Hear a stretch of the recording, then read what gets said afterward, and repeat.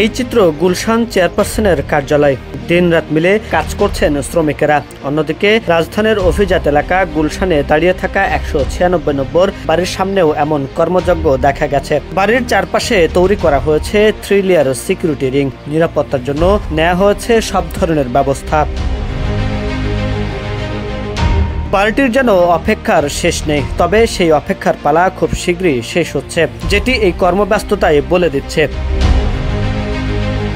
দলীয় সূত্র বলছে, ডিসেম্বরের বিজয় দিবসের আগেই দেশে প্রত্যাবর্তন করতে পারেন তারেক রহমান এবং আগামী নির্বাচনে গণসংযোগেও অংশ নেবেন তিনি। তবে দেশে ফেরার দিন বড় ধরনের জমায়েত হবে কিনা জানতে চাইলে বিএনপির স্থায়ী কমিটির সদস্য ইকবাল মাহমুদ টুকু বলেন, সরকারের দায়িত্ব নিরাপত্তা দেওয়ার, সরকার সে ব্যবস্থা করবে, আর আমরা আমাদের নিরাপত্তা আমরা ঠিক করবো। শোডাউন হবে না, আমাদেরকে শোডাউন করতে হবে না, এমনি তারেক সাহেব আসতে দেশের মানুষের ঝাঁপিয়ে পড়বে, সেটা শোডাউনের বলে তো কিছু নাই। কর্মসূচি বলতে কি, মানুষ তো আসবে, ওনাকে রিসিভ করতে আসবে, আমরা রিসিভ করবো, ওনাকে নিয়ে যাব।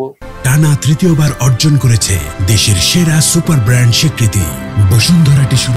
জানা গেছে, তারেক রহমানের জন্য প্রস্তুত করা আধুনিক সুবিধা সম্পন্ন এ ভবনে রয়েছে 3টি শয়নকক্ষ, একটি বিশাল ড্রয়িং ও লিভিং রুম এবং একটি সুইমিং পুল।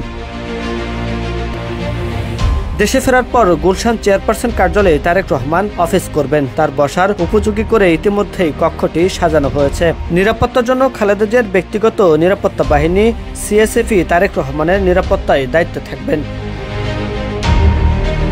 এদিকে নির্বাচনে প্রচারণাকে সামনে রেখে 2টি বুলেট প্রুফ গাড়ি কেনার উদ্যোগ নিয়েছে বিএনপি। খালেদা জিয়া ও তারেক রহমানের নিরাপত্তায় এই গাড়ি কেনার অনুমতি ইতিমধ্যে স্বরাষ্ট্র মন্ত্রণালয় থেকে নেওয়া হয়েছে। গত অক্টোবরে একটি বুলেট প্রুফ বাস ও জুন মাসে একটি বুলেট প্রুফ গাড়ি কেনার অনুমোদন দেওয়া হয়। এছাড়া আগ্নেয়াস্ত্র লাইসেন্সের জন্য স্বরাষ্ট্র মন্ত্রণালয়ে আবেদন করেছে দলটি।